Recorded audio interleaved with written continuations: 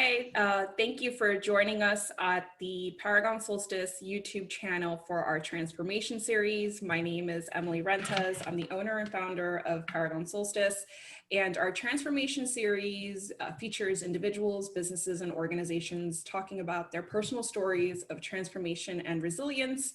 And today I have Isidro Fortuna from New York, who is the Director of Life Skills over at Stony Brook University, who is going to be sharing his personal story of transformation and resilience. Thank you, Isidro, for joining us today. I'm really excited to have you on. You have such a wealth of experience and just all the things that you've been doing the last couple of years as a social worker and a previous student athlete, and just guiding a lot of student athletes right now during a very tumultuous time in the past year. Thank you for joining us. Thank you. Thank you for having me, Emily. So Isidro, tell us, how has it been this past year, just leading these students during this journey and kind of finding the right services and skills and techniques to kind of really support them. How has that been for you? To be honest with you, it's been a long road, and I'm glad that a lot of us are seeing the light at the end of the tunnel. But I think what a lot of us what I can take out of my experience over the last year is, it's important for us to it made me focus on the little things in life, and really think about what is the work-life balance that I'm trying to achieve for myself. Especially because the world was forced to slow down, and it was forced to deal with a lot of the societal issues, the systemic issues, and it forced a lot of us to have that conversation. But not only just to have the conversation, but to actually do something about it. Especially even within athletics, it forced athletics to actually look itself in the mirror and see if what we're doing, are we providing the best services for our student athletes? Are we bringing our best versions of ourselves to work? It basically put a mirror up to our faces and really check ourselves. I think for students in general, who a lot of them have struggled managing their emotions, managing their lives, losing individuals in their lives, and just how it forced a lot of us to change our habits and some of the things that were toxic in our lives. It really put a pause on everything. And I'm glad that it did, because I think especially when you're thinking about the American work culture, where it has this you put this huge emphasis on your own personal value on the work that you do, instead of putting the value in yourself. So I'm glad that it did that, because it's kind of a wake up call for a lot of us. So you mentioned, the discussion of the systemic issues that we were faced to kind of confront during COVID. What are some of your own personal experiences where you saw some of these systemic issues, and how did they impact you? How did you deal with them? I think honestly, one of the big issues, especially when you're working in a predominantly white space, you're dealing with a lot of microaggressions, right? And these microaggressions, they pop up in very different instances. They could pop up in meetings. They can pop up in just small conversations, and it takes a toll, because you think the best of others. You think folks are putting out their best selves, and sometimes that may not be true, and a lot of times it could be something where it's the individual or the groups of people may not be aware of some of the things that they're saying, and the impact of the things that they're saying. So it takes a toll. It takes a toll on individuals, not just on me, but I think in general. If you are a person of color working in a predominantly white space, you're bringing a certain version of yourself to work, and a lot of the times when you're in that space, you kind of have to. I don't want to say dumb down who you are, but in a way you kind of you're sometimes reserving a portion of yourself to not seem threatening, to, you know, you're watching what you're saying, like, and it's unfair, and sometimes like you don't even notice yourself doing that. And it wasn't until, like, you know, like for me as an individual, like until I felt even comfortable just coming out and just be like, all right, like this is who I am, and it's either you're okay with it or, you know, you're not, but that's not my problem. Mm-hmm. So I think, you know, for folks of color who are in those spaces, it's important for them to find their voice, and it's important for them to be comfortable with that, and move forward with that, no matter the consequences. Because, you know, if you're gonna do the best kind of work, you got to be yourself. Wow, that's so powerful what you're talking about. Really just being yourself and bringing your whole self to who you are. And I'm glad that you're bringing up this discussion about people of color when, you know, we're going into these spaces where it's predominantly white, and there's a certain culture. There tends to be kind of an unsaid approach about how people approach things, or kind of tiptoe around things, or kind of don't mention things. And then it starts, what you talked about it, then it starts feeling like you're watering yourself down about who you are. You know, what would you say are some of the kind of red flags where somebody would find themselves, where if they are being themselves, that and it's not being accepted and they have to consider something else? But what would you say are some red flags where, you know, being yourself is not being accepted, and maybe needs to be approached or going somewhere else? What would you say?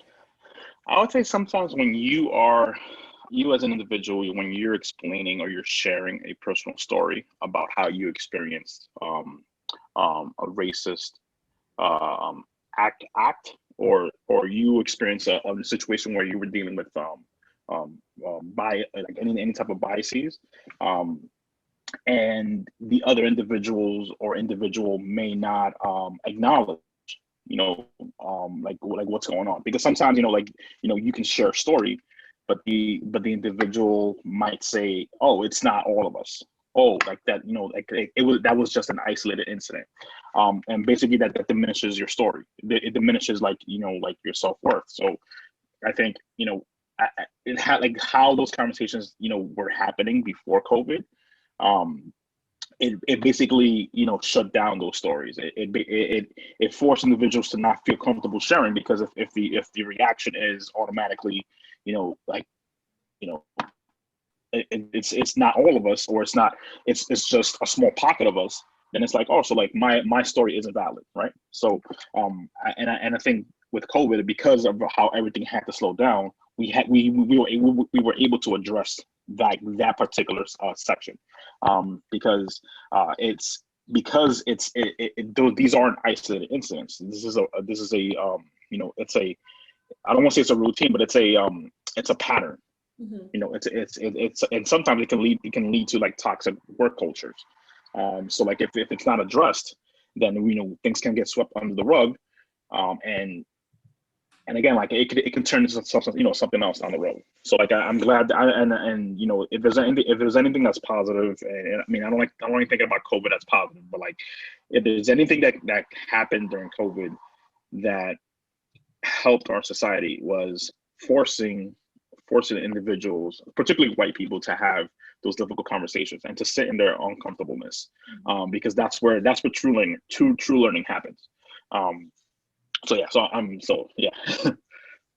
So what would you say are some assumptions that you found people having about you, or certain life experiences that they assumed that you had or didn't have, going along in your journey, even just growing up?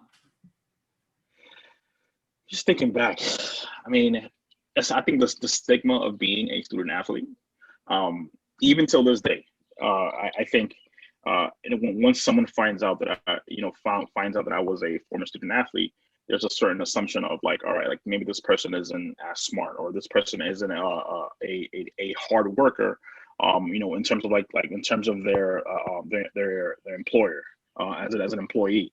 But what they're not realizing is that I bring in so many different skill sets because I was a a student athlete. I'm able to work in teams.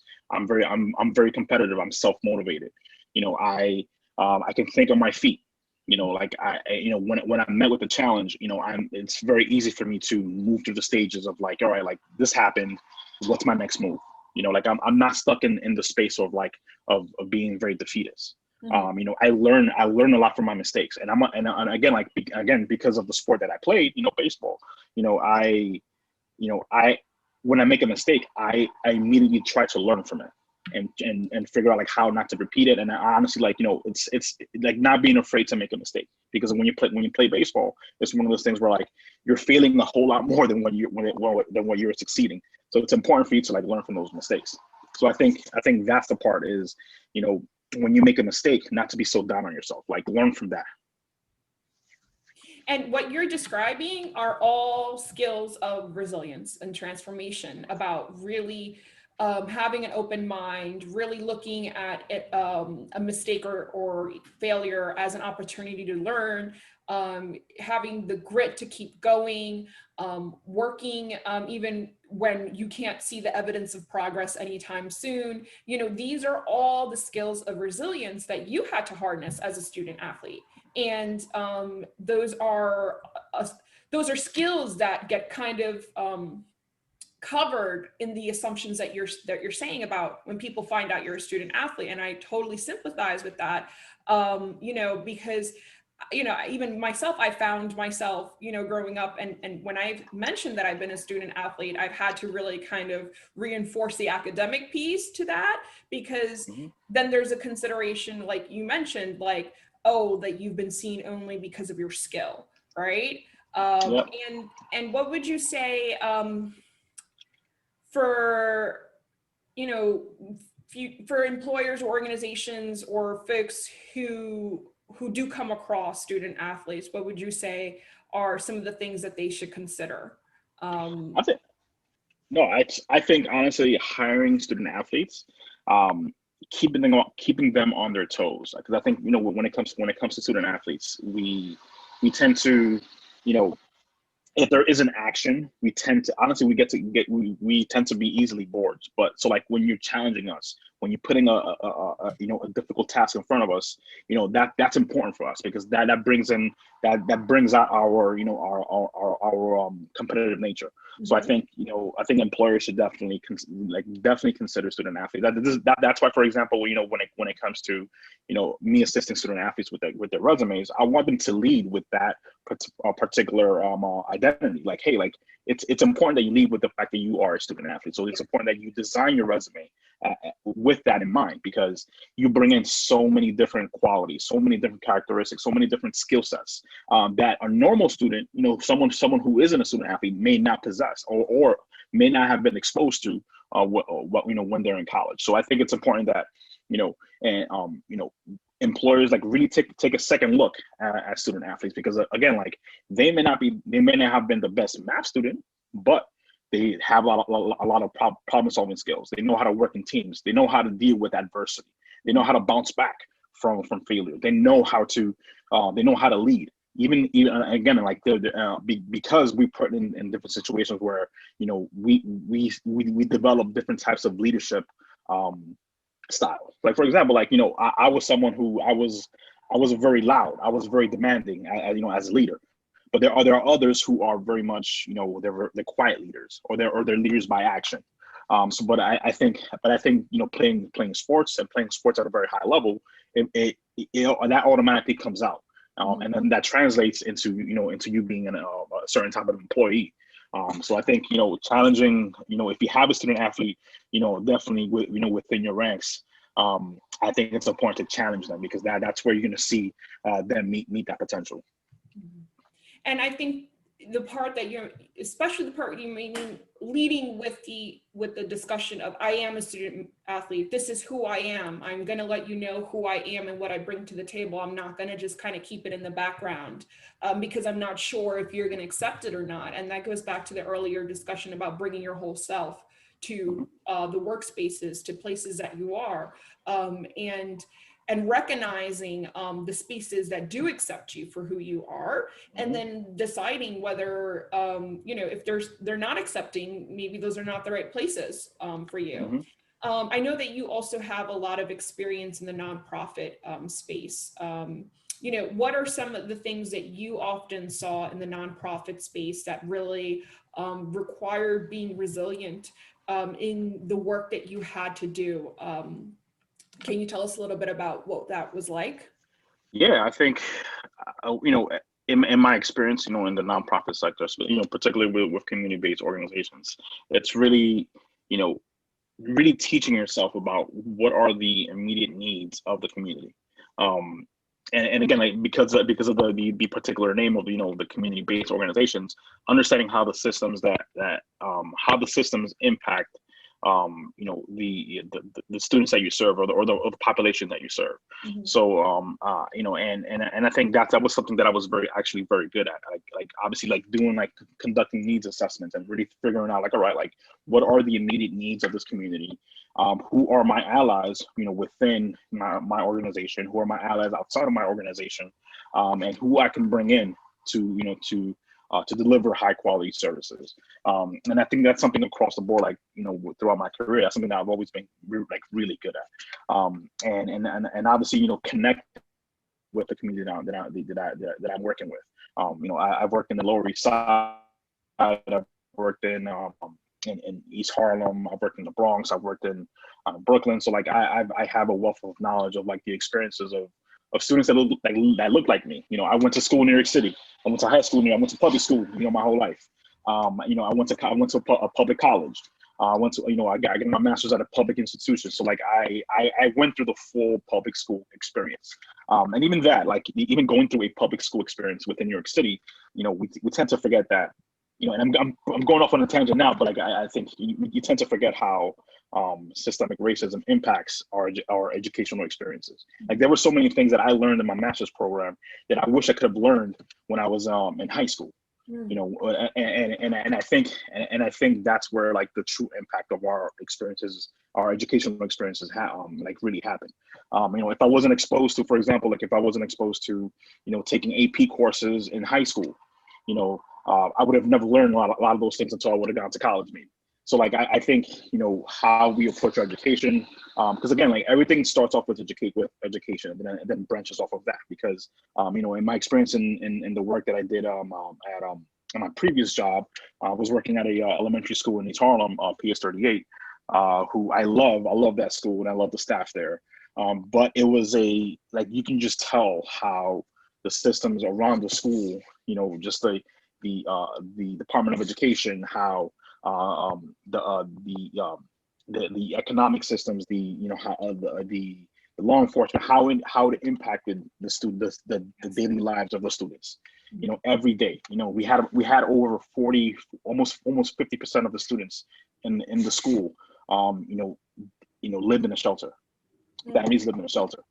And for a child to actually go through that experience, go through that educational experience, and then not have a home, right? Like not have a home that they call like, this is my home. It's very difficult, because like it's a student that's going into a space, and then they have to think about that, and it happens at a very early age. Like I have to think about that in the back of my head, like when mom and dad picks me up, we're not gonna go into our home, we're gonna go into a shelter. And it takes a toll. It takes a toll, and it diminishes like their educational experiences. And that's why it's important that for as educators, that we create those spaces for the schools to be their second home. For the adults to be nurturing, for the adults to be positive influences in their lives. And not only just that, but one of the things I learned about that particular job was how important it is for it's not just the student, it's also about the families, working with the families to make sure that they have the necessary resources, which is like, I'm such a believer in the community school model, because it really takes a holistic, approach, a holistic look at what are some of the things that students are dealing with. Yes. Because it's not just education, it's also economics, it's also policies. So yeah, it's so many different things. Wow, Isidro, this conversation is just jam-packed with information and just perspective as to just what is going on in our systems, you know, just the experience that you have and what you saw, and also applying that experience to translating that into the work that you do and being mindful of who you're working with, your community, your allies, looking at individuals in the whole perspective, not just like, you know, what you see in front, but also like, you know, where they came from, what they're dealing with when they're leaving your office, when, you know, all the things that they're dealing with when they're not there in front of you. I really appreciate this discussion. And anybody who's watching, you know, in the bottom in the description box, there'll be information about Isidro and learning more about him or how to contact him. Thank you, Isidro. This has been a great conversation. I wish you much blessings in your future success and everything that you do. Definitely. Thank you, Emily. I know, you know, I wish we could have done this in person, but I'm glad that we were able to do it anyway. And again, like I think for anyone that's looking to enter, like, you know, the helping, like any of the helping professions, just understand that, you know, just go into it with an open mind and willing to learn. And even for myself, like, you know, I may have all this experience, but I'm always willing to learn and willing to push myself to like be cognizant of, be conscious of like any biases that I bring to the work. You know, and again, like I'm a Black man, but that doesn't mean that I don't have any biases. So it's important for us to like know that before you go into a session, know that before you go into working with anyone. And again, like trying to be as authentic as possible. Agree, authentic as possible. Thank you so much, Isidro, and thank you everybody who has watched. Click below for more information about Paragon Solstice, our free resilience guide, and to watch all of our other videos for our transformation series. Take care. Bye-bye.